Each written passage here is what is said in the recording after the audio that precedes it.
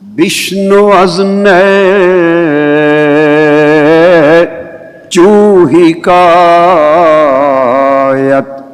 می کند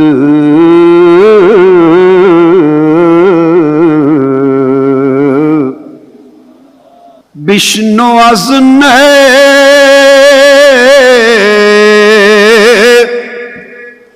چوہی کایت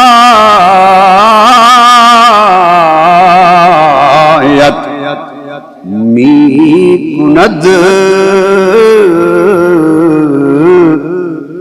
وز جدائی حاشکایت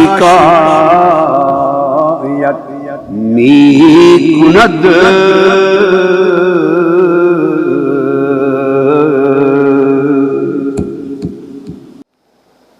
نحمده ونصلي ونسلم على سيدنا ومولانا محمد رسوله النبي الأمين المكين الحنين الكريم الرؤوف الرحيم أما بعد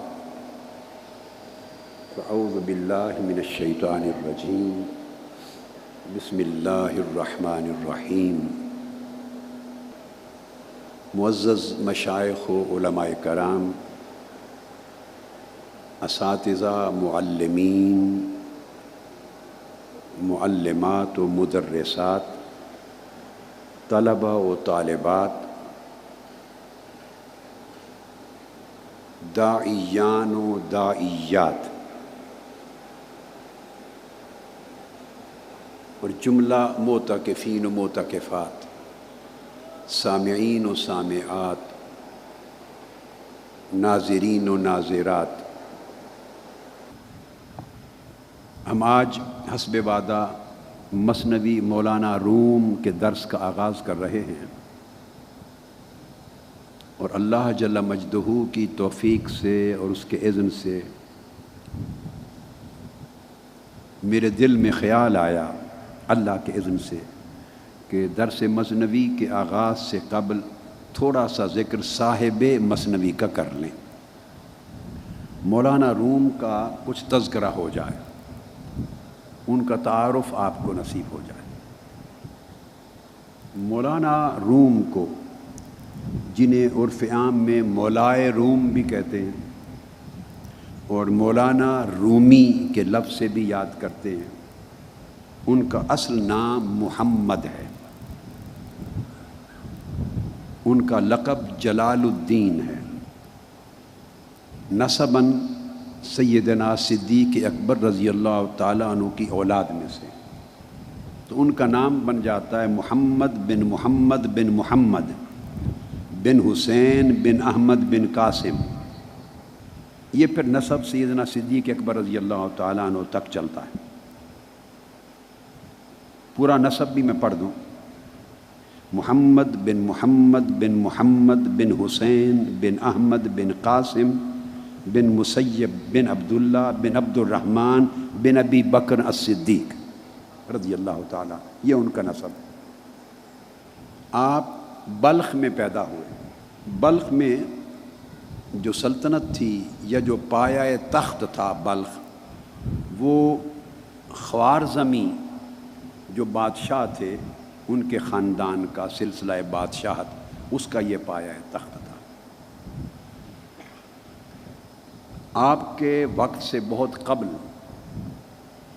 محمد خوارزم شاہ،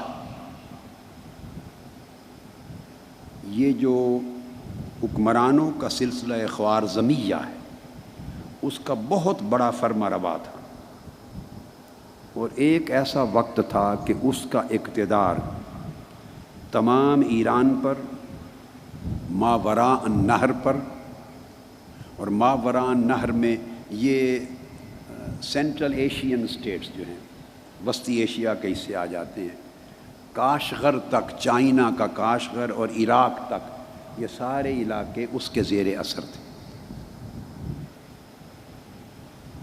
اب آگے اس کے احوال ہیں، وہ ہمارا مقصود نہیں، میں ان پر وقت ضائع نہیں، بادشاہوں کے تذکرے پہ وقت ضائع نہیں کرتا، ہم عشق کے بادشاہوں کی بات کرتے ہیں۔ اس میں مولانا روم کی پیدائش ہوئی اس بلخ میں، جو بلخ آج افغانستان کا ایک اہم شہر ہے۔ مولانا روم کے والد گرامی، ان کا نام بہاؤالدین تھا، نام ان کا بھی محمد تھا اور لقب بہاؤالدین، یعنی محمد بہاؤالدین، جیسے مولانا روم کا نام محمد جلال الدین رومی۔ مولانا بہاؤالدین بہت بڑے عالم اور بہت بڑے عارف تھے، بہت بڑے عالم، بہت بڑے عارف، بہت بڑے صوفی۔ خراسان کا جو پورا صوبہ ہے ایران کا، اس کے دور دراز علاقوں تک سے فتوے ان کے ہاں آتے تھے۔ بلخ میں مولانا روم کے والد گرامی مولانا محمد بہاؤالدین کے پاس فتوے آتے تھے۔ آپ کا معمول تھا کہ ہر روز صبح سے دوپہر تک علوم درسیہ کا درس دیتے مولانا بہاؤالدین بلخی، صبح سے ظہر سے قبل تک تفسیر، حدیث، فقہ اور علوم معقولات و منقولات کا درس دیتے۔ ظہر کے بعد حقائق، معارف اور اسرار کا بیان ہوتا، سلوک و تصوف اور حقائق معرفت کا بیان ہوتا ظہر کے بعد۔ اور پیر کا دن اور جمعہ کا دن یہ عوام الناس کے لیے عمومی واعظ و نصیحت کے لیے مقرر تھا۔ اسی طرح کی تقسیم اوقات اکثر اکابر اولیاء کرام کے ہاں ہوتی تھی۔ اسی طرح کا معمول حضور سیدنا غوث العظم، غوث الثقلین، سیدنا شیخ عبد القادر جیلانی رضی اللہ تعالیٰ عنہ کا تھا۔ آپ بھی 12 مختلف قسموں کے علوم درسیہ خود پڑھاتے تھے، حضور سیدنا غوث العظم رضی اللہ تعالیٰ۔ بڑے بڑے علماء، فقہاء، محدثین، مدرسین آپ کے شاگرد ہوئے اور پھر مقرر وقت میں واعظ فرماتے۔ خاص مجالس اور اوقات میں اسرار و معرفت اور زہد و سلوک کی باتیں ہوتی۔ یہ تقسیم اوقات ہر زمانے میں اولیاء کا طریق رہا ہے۔ سیدنا امام حسن بصری کا بھی طریق یہ تھا، وہاں سے معمول تھا۔ خاص مجالس اسرار معرفت کے لیے ہوتی، عام مجالس واعظ و نصیحت اور تلقین دین کے لیے ہوتی۔ جب مولانا بہاؤالدین بلخی کا دور تھا، مولانا روم کے والد گرامی کا، اسی زمانے میں امام فخر الدین رازی حیات تھے۔ اس وقت بھی جو حکمران تھا بلخ کا وہ خوارزم شاہ تھا۔ وہ کبھی کبھی مولانا روم کے والد گرامی کی خدمت میں بغرض زیارت اور اکتساب فیض آپ کی مجلس اور صحبت میں بیٹھنے کے لیے آتا تھا۔ تو خوارزم شاہ آپ کی خدمت میں آ کے بیٹھتا، اور جب آتا تو اکثر و بیشتر امام فخر الدین رازی جو صاحب تفسیر کبیر ہیں وہ بھی خوارزم شاہ کے ساتھ ہوتے اور مولانا بہاؤالدین بلخی کی مجلس میں حاضر ہوتے، امام فخر الدین رازی۔ پھر دوسری طرف یہی زمانہ حضرت نجم الدین کبریٰ کا تھا، اکابر اولیاء کا زمانہ۔ تو خوارزم شاہ کو آپ سے خاص عقیدت تھی۔ ایک دن یہ بادشاہ خوارزم شاہ حضرت مولانا بہاؤالدین محمد بہاؤالدین بلخی کی خدمت میں حاضر ہوا تو دیکھا کہ آپ کی مجلس میں ہزاروں لوگوں کا ہجوم ہے، سمندر ہے لوگوں کا، آپ کا درس سن رہے ہیں۔ اتنا بڑا اجتماع دیکھ کر اس کو گھبراہٹ پیدا ہو گئی اپنے اندر۔ جو حکمران اور سلاطین ہوتے ہیں، جو سیاسی فرما روا ہوتے ہیں سلطنت کے، ریاستوں کے، ان کا وتیرہ ہے کہ جب کسی بھی اللہ والے کے پاس لوگوں کا ہجوم دیکھیں اور خلق کا رجوع دیکھیں بہت زیادہ، تو وہ اپنے لیے تھریٹ سمجھتے ہیں، انہیں گھبراہٹ ہوتی ہے۔ اس امر کو وہ گوارا نہیں کرتے کہ ان کے ہوتے ہوئے مخلوق کا اتنا بڑا ہجوم کسی اور کے ارد گرد ہو۔ یہی معاملہ ائمہ اطہار اہل بیت کے ساتھ ہر دور میں بنو امیہ سے لے کے بنو عباس تک ہوتا رہا ہے، اور وہ شہید کروائے جاتے رہے یا زہر دلایا جاتا رہا تو وہ بھی شہادت یا قید و بند میں ڈالے گئے۔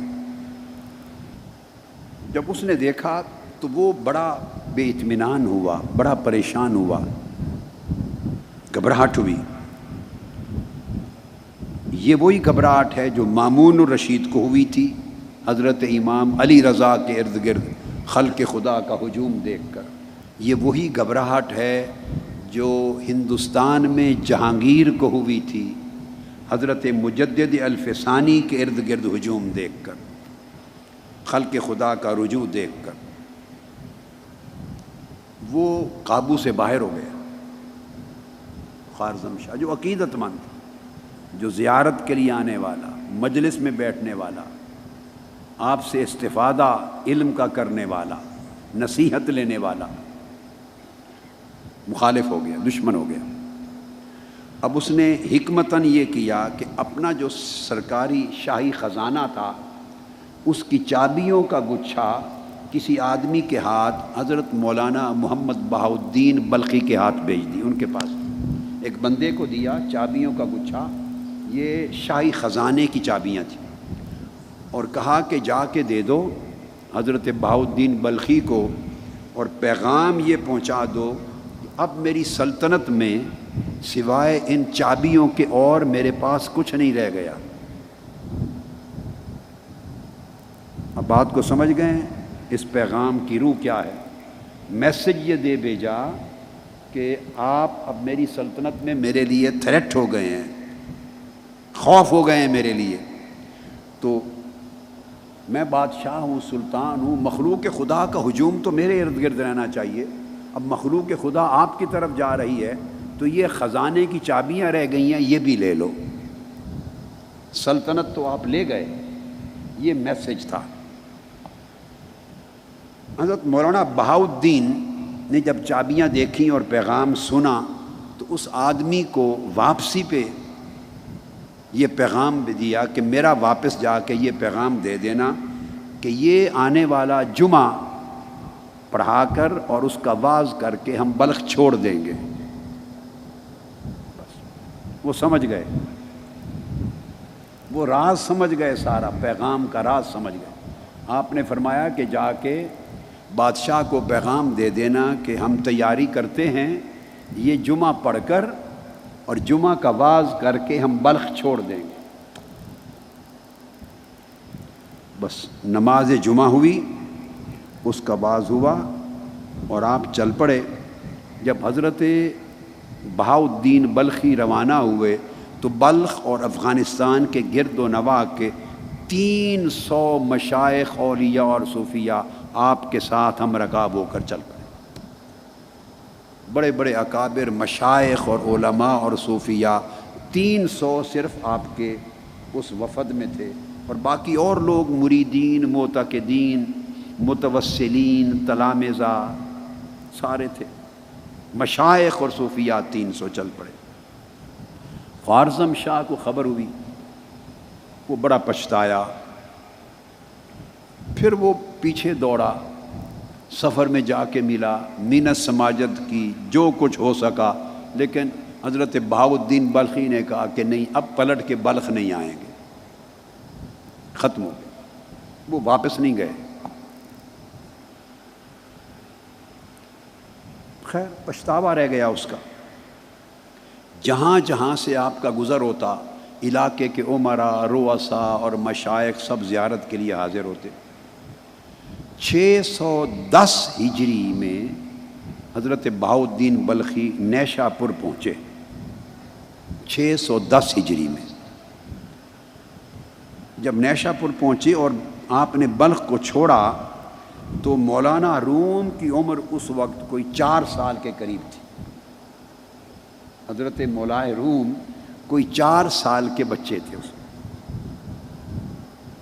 نیشا پور پہنچے بعض کتب میں آیا ہے کہ آپ کی عمر 5 سے 6 سال تھی، 4 سال سے 6 سال کی عمر تھی آپ کی جب آپ وہاں سے روانہ ہوئے۔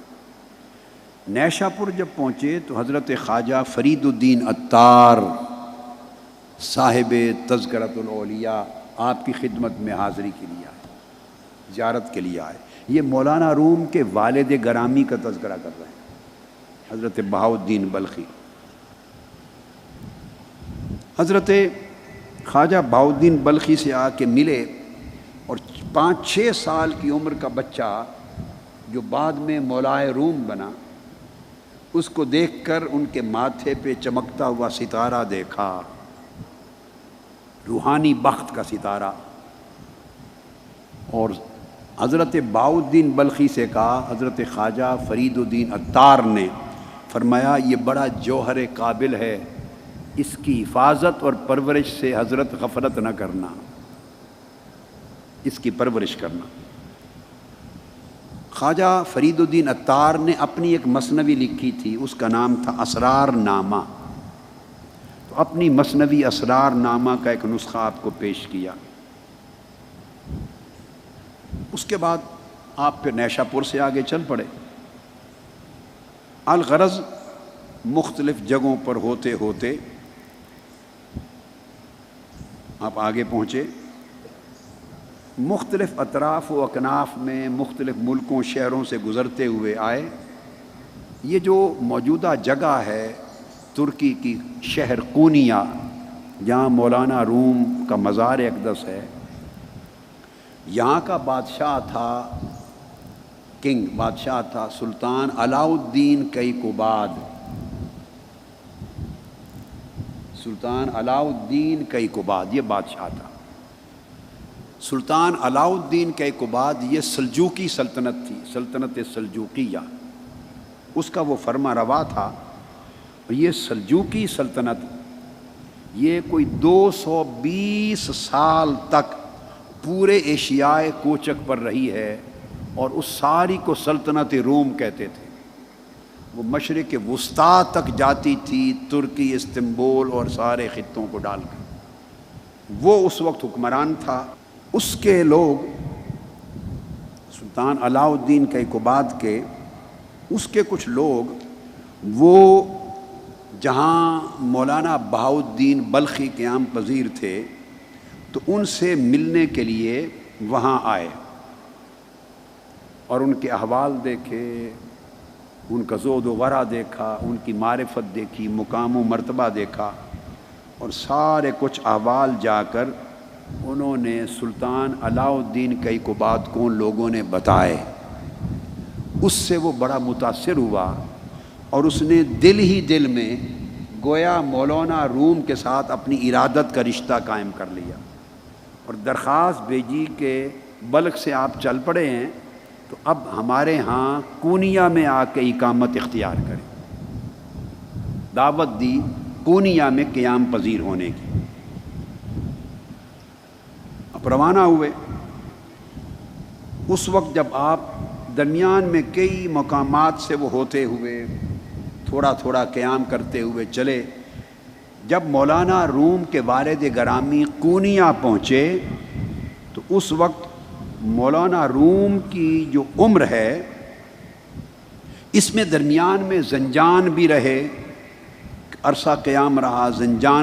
زنجانی جہاں سے مشائخ اور اولیاء ایران کے حصے میں ہیں، وہاں بھی آپ کا قیام رہا، اور مختلف شہروں میں ممالک میں بھی رہے۔ لیکن بالآخر جب قونیہ پہنچے تو مولانا روم کی عمر اس وقت کوئی لگ بھگ 17-18 سال تھی، 17-18 سال کے قریب۔ اس دوران دمشق سے بھی گزرے، وہاں حضرت شیخ اکبر محی الدین ابن العربی کے ساتھ ملاقات ہوئی۔ جب دمشق گئے ہیں تو اس وقت مولانا روم کی عمر لگ بھگ 11 برس کی تھی، 10-11 برس۔ شیخ اکبر نے دیکھا، آگے آگے والد تھے حضرت بہاؤالدین بلخی، پیچھے ان کا بیٹا 11 سال کا محمد جلال الدین جو ابھی رومی نہیں ہوئے۔ ان کو دیکھا تو شیخ اکبر نے جب وہ رخصت ہوئے تو فرمایا سمندر دریا کے پیچھے پیچھے جا رہا ہے۔ باپ کو بھی دیکھا، بیٹے کو بھی دیکھا، تو فرمایا سمندر دریا کے پیچھے جا رہا ہے، یعنی والد دریا ہے اور بیٹا بڑا ہو کے سمندر بننے والا ہے۔ یہ شیخ اکبر محی الدین ابن عربی نے کہا۔ جب قونیہ جا کے آباد ہوئے اس وقت آپ کی عمر کوئی 17 برس 18 برس کے قریب تھی، مولانا روم کی۔ سلطان علاء الدین کیقوباد نے باہر نکل کے استقبال کیا، بڑے تزک و احتشام سے استقبال کیا، اور گھوڑے سے نیچے اترا، پیادہ پا ننگے پاؤں زمین پر دیر تک آپ کے استقبال میں ساتھ چلتا رہا۔ ایک عالی شان مقام پر جا کے آپ کو ٹھہرایا، ضروریات مہیا کی، اور پھر اکثر و بیشتر آپ کی صحبت اور مجلس میں آ کے بیٹھتا۔ مولانا شیخ بہاؤالدین بلخی نے 628 ہجری میں 628 ہجری جمعہ کا دن تھا، 18 ربیع الثانی، اس دن وفات پائی۔ 628 میں وفات ہوئی، اور مولانا روم کی ولادت 604 ہجری میں ہوئی تھی۔ تو 604 ہجری میں ولادت ہے، اور جب والد گرامی حضرت بہاؤالدین بلخی کا وصال ہوا تو مولانا روم کی عمر گویا اس وقت 24 سال تھی، 24 سال عمر تھی۔ ابتدائی تعلیم حضرت بہاؤالدین بلخی نے خود دی اپنے بیٹے کو۔ پھر آپ کے تلامذہ اور مریدین میں سے ہی ایک بڑے نامور عالم تھے حضرت برہان الدین محقق، ان کے سپرد کیا۔ بہت بڑے نامور عالم تھے، انہوں نے تربیت بھی دی، اتالیق مقرر کیا، استاد مقرر کیا، اور علوم و فنون تمام معقولات و منقولات اکثر و بیشتر ان سے پڑھے۔ جب قونیہ پہنچے تھے مولانا روم تو عمر 18-19 برس تھی۔ 24 برس کی عمر میں والد گرامی کا وصال ہو گیا۔ علوم پڑھ کے تو پھر آپ والد گرامی کے وصال کے دوسرے سال 629 میں جب آپ کی عمر مولانا روم کی 25 برس ہوئی تو علوم اور فنون کی تکمیل کے لیے پلٹ کے پھر ملک شام چلے گئے۔ شام زیادہ تر قیام علوم کی تکمیل میں آپ نے دمشق اور حلب 2 جگہوں پر رکھا۔ اب وہاں مدارس کے نام ہیں اور اساتذہ کے نام ہیں، وہ تفصیلات۔ زیادہ قیام علوم اور فنون کی تکمیل میں آپ کا دمشق اور حلب میں رہا۔ بڑے بڑے اکابر علماء تھے، مدرس تھے، کمال الدین حلبی اور اکابر، عمر بن احمد بن ہبۃ اللہ، اور بڑے بڑے محدث، بڑے بڑے حفاظ حدیث کے، مؤرخ، فقیہ، مفتی، اور بڑے بڑے فقہا اور بڑے بڑے ادیب اور عالم اور مفسر آپ کے اساتذہ تھے۔ ان مدارس میں آپ نے، اور آپ علوم الفقہ میں بڑے وسیع مہارت اور معرفت رکھنے والے عالم تھے مولانا روم۔ تمام مذاہب کے متبحر عالم تھے، اور علم الخلاف جو مختلف مذاہب کے مابین خلافیات ہیں اس کے اوپر بڑے مناظر تھے۔ مجادلہ اور مناظرہ کے بہت بڑے عالم، متخصص اور ماہر تھے، اور علوم کی مختلف انواع پر بڑا تبحر تھا، بڑی مہارت تھی۔ الغرض ظاہری علوم دینیہ میں، معقولات اور منقولات میں اس زمانے میں مولانا روم کا کوئی ہم پایا شخص نہیں تھا۔ دنیا سے بڑے بڑے فتوے آپ کی طرف آتے، لوگ استفسار کرتے، اکتساب فیض کرتے، آپ پھر درس دیتے اپنے طلباء کو، گھر میں بھی، اپنے مدرسہ میں، مدرسہ آپ کے لیے بنا دیا گیا قونیہ میں، اور آفاق میں آپ کا شعرا تھا، ڈنکا بجتا تھا علوم میں تبحر کا۔ اس زمانے میں جب آپ تکمیل کر کے واپس آباد ہو گئے تھے قونیہ میں، ادھر ایک بزرگ ہیں حضرت شمس الدین تبریز، حضرت سلطان شمس تبریز، وہ تبریز سے چلتے ہیں، بڑے عارف اور بڑے عاشق تھے، سلطان العاشقین تھے اور سلطان العارفین تھے۔ وہ حضرت شیخ بابا کمال الدین جندی کے مریدین میں سے تھے، ان سے اقتطاب فیض کیا تھا۔ جب حضرت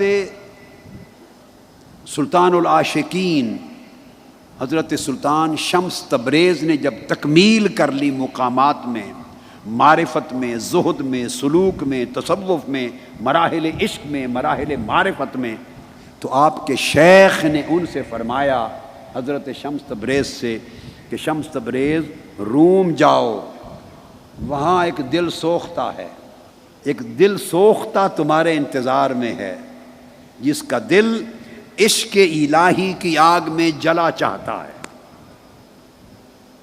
اس کے لیے روم جاؤ۔ ایک روایت۔ دوسری روایت میں یہ آتا ہے کہ آپ نے دعا کی ایک رات اپنے مراقبے کے بعد حضرت شمس تبریز میں کہ مولا مجھے کوئی ایک شخص عطا کر دے جو میری صحبت اور میری توجہ کا متحمل ہو سکے، میری صحبت کا فیض سنبھال سکے، جو کچھ میں دینا چاہتا ہوں وہ لے سکے اور سنبھال سکے، ایک شخص دے دے۔ تو آپ کو اشارہ ہوا کہ پھر قونیہ جاؤ، وہاں جلال الدین رومی نام نہیں مگر وہاں ایک شخص تمہاری انتظار میں، وہ تمہاری صحبت اور تمہاری توجہ اور تمہارے فیض کا بوجھ اٹھا لے گا اور سنبھال لے گا۔ اب آپ کے احوال اور تراجم کی کتب میں آیا ہے کہ جب حضرت سلطان شمس تبریز قونیہ پہنچے تو پہلے ایک کاروان سرائے میں پہنچے۔ مختلف روایات ہیں، پہلی ملاقات ہوئی یا دوسری ملاقات تھی۔ ایک روایت کے مطابق آپ جب پہنچے تو مولانا روم کا شہرہ تھا، بڑی شہرت تھی، تمکنت تھی، بڑا وجاہت تھی، بڑا وقار تھا، بڑا نام تھا، اور مرجع خلائق تھے آپ، اور علماء اور فقہا رجوع کرتے تھے۔ تو حضرت شمس تبریز بھی سن کر ان سے ملنے کے لیے قونیہ گئے، چونکہ وہ اس مرد کی تلاش میں تھے جس نے آپ کے فیضان صحبت کو حاصل کرنا اور اس کا متحمل ہونا تھا۔ آپ کے گھر پہنچے، ایک روایت کے مطابق جب گھر پہنچے تو مولانا روم اپنے طلباء کو سب اسباق پڑھا رہے تھے، گھر میں اسباق پڑھا رہے تھے، اور ارد گرد کتابوں کا ڈھیر تھا، کتابیں لگی تھیں۔ حضرت سلطان شمس تبریز نے آ کے کھڑے ہو کے دیکھ لیا، وہ پیری مریدی نہیں کرتے تھے حضرت سلطان شمس تبریز، بس تاجروں کے روپ میں سفر کرتے تھے، سیاحت کرتے تھے، اور ایک شخص کی تلاش میں تھے جسے اپنا فیض منتقل کر سکے۔ روایتی سلسلہ ان کا نہیں تھا۔ آپ نے کتابوں کا ڈھیر دیکھا تو ان سے پوچھا یہ چیز یہ کیا ہے، یہ کیا ہے؟ مولانا روم نے جواب دیا یہاں چیز اس کہ تو نہ جانے، یہ وہ چیز ہے اے درویش کہ تو نہیں جانتا اسے، یہ وہ چیز ہے کہ اسے تو نہیں جانتا۔ اس روایت کے مطابق الجواہر المدیہ کتاب ہے احناف کے علماء اور فقہا کے طبقات پر، اس کی روایت کے مطابق جب آپ نے کہا کہ یہ وہ شے ہے جو آپ نہیں جانتے تو اس وقت ہی کتابوں کو آگ لگ گئی، کتابوں کو آگ لگ گئی۔ مولانا روم پریشان ہو گئے، مسودات تھے اس زمانے تو قلمی کتب ہوتی تھیں، سب جل گئیں، اور پریشان ہو کے پوچھا یہ کیا ہے؟ فرمایا یہ وہ چیز ہے کہ رومی تو نہیں جانتا، جو کچھ پہلے تھا وہ ہم نہیں جانتے، جو اب ہو گیا وہ آپ نہیں جانتے۔ کتابیں تو مولانا روم کی درخواست پر حضرت سلطان شمس تبریز نے واپس پلٹا دی، مگر مولانا روم کے دل میں آگ لگ گئی، عشق کی آگ بھڑک اٹھی، یہ وہ پہلی چنگاری تھی جو جلی۔ اب ایک اور روایت بھی آپ کی ملاقات کے حوالے سے دوسری آتی ہے، اور وہ یہ کہ مولانا روم ایک تالاب کے کنارے، اپنے مدرسہ کے تالاب کے کنارے طلباء کو پڑھا رہے تھے۔ حوض تھا، پہلے زمانے مساجد کے اکثر سینوں میں مدارس میں حوض ہوتے تھے، اس کے کنارے بیٹھ کے پڑھا رہے تھے۔ کچھ کتابیں رکھی تھیں اور حضرت شمس تبریز نے اس موقع پر پوچھا کہ یہ کیا ہے جلال الدین، یہ کیا ہے؟ آپ نے جواب دیا یہ قیل و قال ہے، یہ قیل و قال ہے۔ مولانا روم اٹھے، حضرت سلطان شمس تبریز نے ساری کتابیں اٹھا کے اس تالاب میں پھینک دی، پانی میں۔ نسخے تھے، مسودات تھے، سیاہی پانی میں گل گئی۔ مولانا روم کو خبر ہوئی، پلٹ کر آئے، طلباء چیخے، بڑا ہنگامہ کھڑا ہوا۔ مولانا روم نے ضبط کر کے پوچھا یہ کیا ہے؟ فرمایا حضرت سلطان شمس تبریز نے وہ قیل و قال تھا، یہ عالم حال ہے۔ پوچھا یہ کیا ہے؟ فرمایا عالم حال ہے۔ یہاں سے مولانا روم حال کی دنیا میں داخل ہو گئے، حال کی دنیا میں داخل ہو گئے۔ اور آپ نے کہا یہ کتابیں تو نایاب تھی، فرمایا گھبراتے کیوں ہو؟ آپ تالاب میں اترے اور کتابیں نکال کے واپس کر دی، اور ایک ایک کتاب کو جھاڑتے تھے، بجائے پانی کے گرد نکلتی تھی۔ وہ پوچھتے رہے یہ کیا ہے؟ فرمایا وہ قیل و قال تھا، اب یہ عالم حال ہے۔ مولانا روم نے کہا کہ اس حال میں ہمیں بھی داخل کر دیں، اس حال میں ہمیں بھی داخل کر دیں۔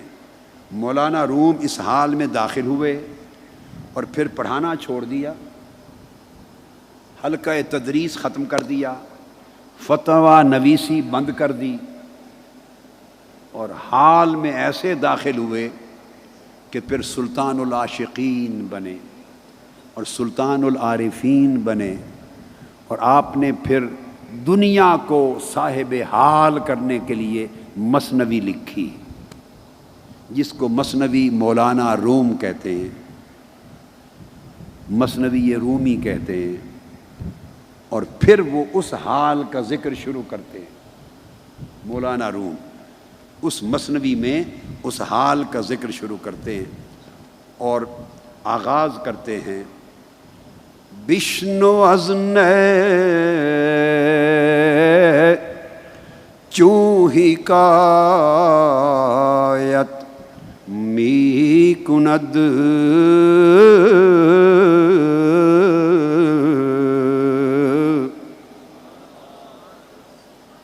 بشنو از نے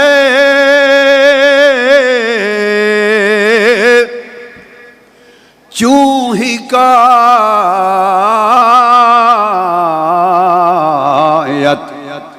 می کند وز جدائی حاشکایت می کند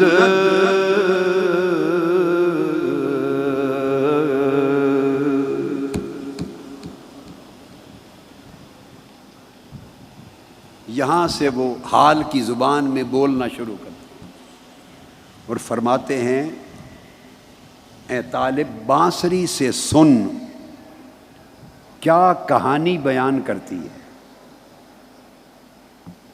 بانسری سے سن کیا کہانی بیان کرتی ہے، اور کن کن جدائیوں کی کیا شکایت کرتی ہے۔ ہائے ہائے، یہ نہیں کہا کہ جدائی کی شکایت بیان کرتی ہے، نہیں، وز جدائی ہا، کتنی جدائیوں کی شکایت بیان کرتی ہے۔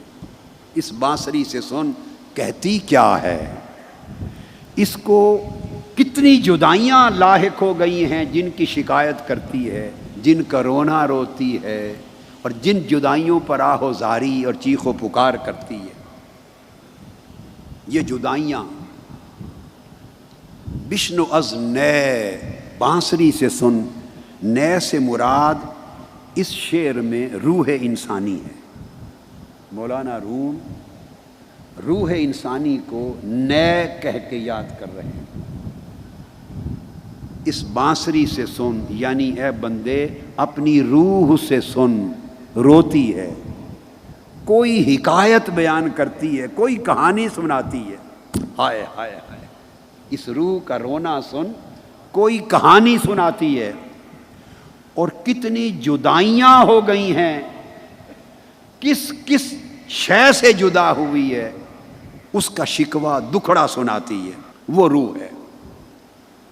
روح ایک وقت میں عالم ارواح میں، عالم ملکوت میں رہتی تھی، عالم ملکوت میں رہتی تھی۔ عالم ملکوت، اسے عالم ارواح بھی کہتے ہیں، آسمانی دنیا سے ورا کا، اوپر کا عالم۔ اس کو عالم امر بھی کہتے ہیں، اسے عالم غیب بھی کہتے ہیں۔ یہ سارے نام ایک ہی عالم کے ہیں، عالم ارواح، عالم ملکوت، عالم امر، عالم غیب۔ روح جب وہاں تھی تو اس کے کئی تعلقات تھے، اسے کئی قربتیں حاصل تھیں۔ پھر رب کریم نے جب فیصلہ کیا کہ روح انسانی بدن میں ڈالی جائے گی، تو جب وہاں تھی تو اللہ رب العزت کی قربت اور اس کی محبت اور اس کی معرفت میں مشغول تھی، مستغرق تھی، معرفت الہیہ کے انوار میں مشغول و مستغرق تھی۔ اور پھر اسی عالم ملکوت کو سمجھا دوں، وہاں سے جب جدا کر کے بدن انسانی میں ڈال دیا گیا تو وز جدائی ہا، اس کی کئی جدائیاں ہوئیں۔ وہ جدائیاں کیا ہیں؟ ایک تو عالم ملکوت سے جدا ہو گئی، عالم ارواح سے جدا ہو گئی، پھر عالم ارواح کے ساتھ جہاں عالم ملکوت ختم ہوتا ہے اس کے ساتھ ایک اور عالم جڑا ہوا ہے اوپر، اس کو عالم جبروت کہتے ہیں۔ وہ عالم جبروت ملکوت کے پڑوس میں ہے، اوپر۔ اس عالم جبروت میں اسماء الہیہ کی تجلیات تھیں، اس عالم جبروت میں صفات الہیہ کی تجلیات تھیں، اس کو عالم جمع بھی کہتے ہیں۔ اور اسمائی، صفاتی، انوار و تجلیات سے وہ عالم روشن رہتا تھا۔ عالم ملکوت میں رہتے ہوئے اسے عالم جبروت کا پڑوس میسر تھا، نیبرہڈ میسر تھی، وہاں جہاں اسماء الہیہ کے انوار اترتے تھے، وہ عالم جبروت جہاں صفات الہیہ کی تجلیات اترتی تھیں، جہاں فرقتیں نہیں تھیں، تو عالم ملکوت میں خود رہنا، فرشتوں کا ساتھ اور سنگت، نیک روحوں کی سنگت، پاکیزہ لطیف جواہر، پھر ان کی عبادتیں، ان کے ذکر، ان کے اذکار، ان کے سجدے، اور پھر وہ قبلہ، وہ کعبہ وہاں کا، پھر اس کے طواف، پھر اس کے ذکر و اذکار، پھر عالم جبروت کے جلوے، اور وہاں سے چھن چھن کر آنے والے انوار و تجلیات جو ملکوتی مخلوق کو ملتے تھے اور آتے تھے عالم جبروت سے۔ پھر عالم جبروت جہاں ختم ہوتا تھا، جبروت کے ساتھ جڑا ہوا اوپر ایک اور عالم تھا، اس کا نام تھا عالم لاہوت۔ اور عالم لاہوت میں ذات الہیہ کے انوار و تجلیات اترتے تھے۔ تو ملکوت کی دنیا میں رہتے ہوئے روح کو، اس بانسری کو، روحانی بانسری کو، ملکوت کا نورانی ماحول تو میسر تھا ہی، مگر جبروت کا پڑوس اور اس کی صحبت و قربت بھی تھی، اوپر ذات الہیہ کے انوار و تجلیات کا عالم، عالم لاہوت بھی تھا۔ ملائکہ کی آوازیں بھی سنائی دیتی تھیں، ملائکہ کے سجدوں کی تسبیحات بھی سنائی دیتی تھیں، عالم ملکوت میں گونجتے ہوئے ذکر الہی کے نغمات بھی سنائی دیتے تھے۔ عالم نور تھا، وہاں نہ کوئی حرص تھا نہ ہوس تھی، نہ کسی کا کوئی لالچ تھا نہ شہوت تھی، وہاں کسی کے اندر نہ کوئی حقد تھا نہ حسد تھا، نہ شہوات تھی نہ خواہشات تھی، نہ تکبر تھا نہ عناد تھا، نہ بغض تھا نہ عداوت تھی، وہاں کثافت نہیں تھی، لطافت ہی لطافت تھی، وہاں جسمانیت نہیں تھی، نورانیت ہی نورانیت تھی، غلاظت نہیں تھی، طہارت ہی طہارت تھی۔ پھر اس کے نور کے جلوے تھے اور ذکر کے ماحول تھے، روح اس ماحول میں پیدا ہوئی، وہاں پلی وہاں رہی، اسی سے آگاہ تھی، اس کے اندر نفسانی شہوت اور غضبی صفات ضمائم کی کوئی شے نہ تھی۔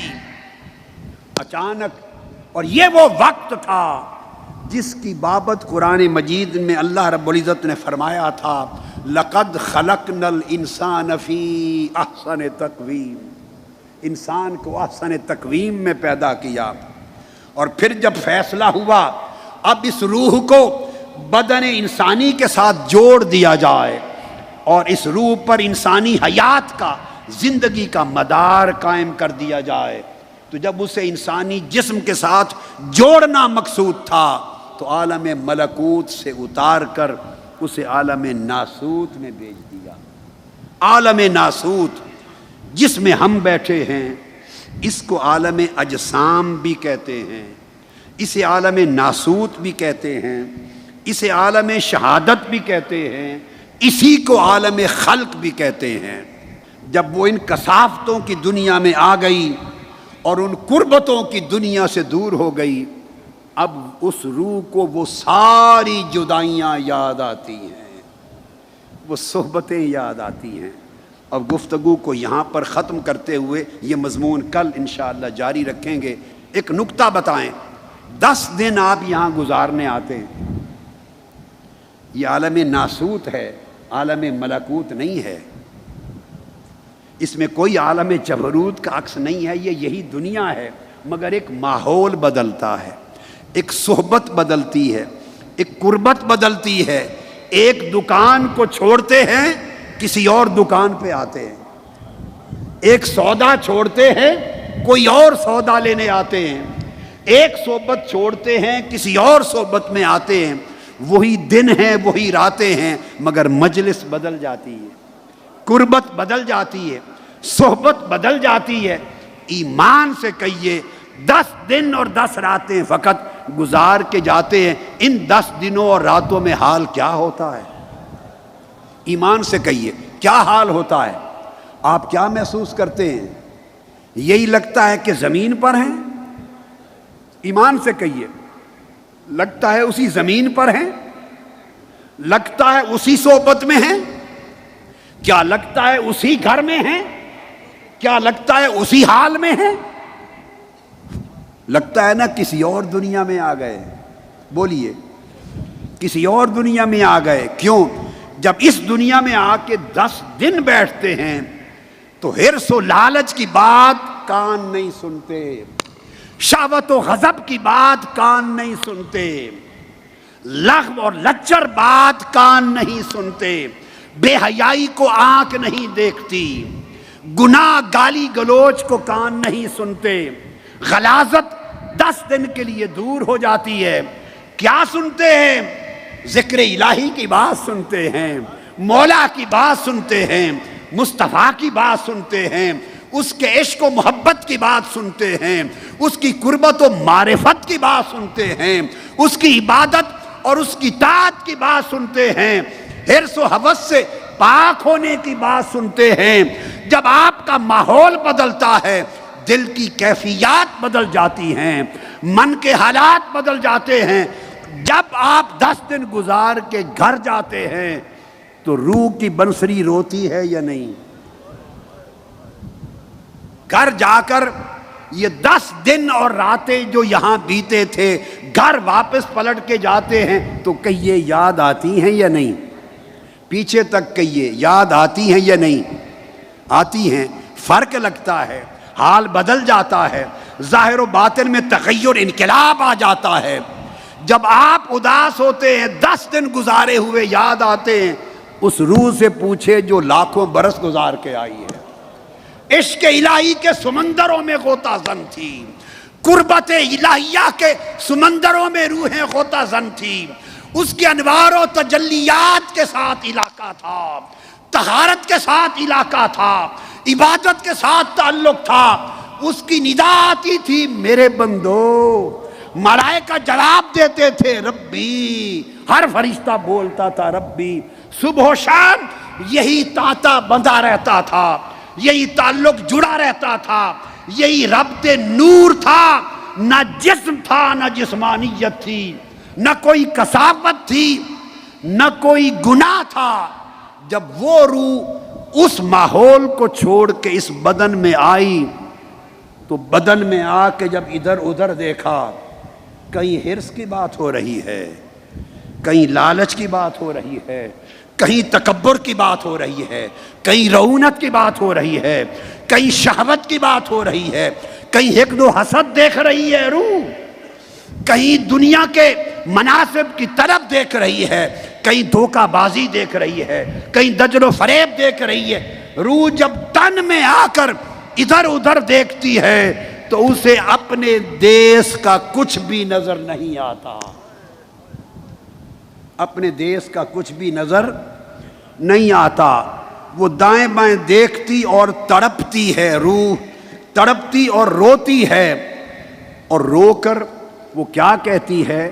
بقول اکبر الہ آبادی، بطور اکبر الہ آبادی، اکبر الہ آبادی نے کہا تھا کچھ نہ پوچھ اے ہم نشین، ہائے ہائے، کچھ نہ پوچھ اے ہم نشین، میرا نشے من تھا کہاں،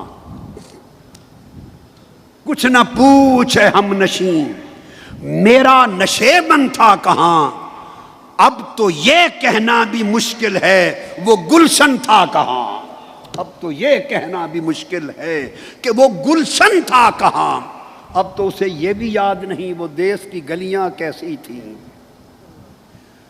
وہ بہت سی جدائیوں کو روح دیکھ کر تڑپتی ہے، اس کے تڑپنے کو آغاز کرتے ہیں مولانا روم کہ اس روح کی سن کیا شکایت کرتی ہے، کن جدائیوں کا تذکرہ کرتی ہے۔ بشنو ازن ہے چوں ہی کایت می کند وز جدائی ہا شکایت می کند۔ یہ آج میں نے ابتدا کر دی درس مثنوی کی، اس مضمون کو کل جاری رکھیں گے اور آگے چلتے رہیں گے انشاءاللہ۔ والسلام علیکم ورحمۃ اللہ وبرکاتہ۔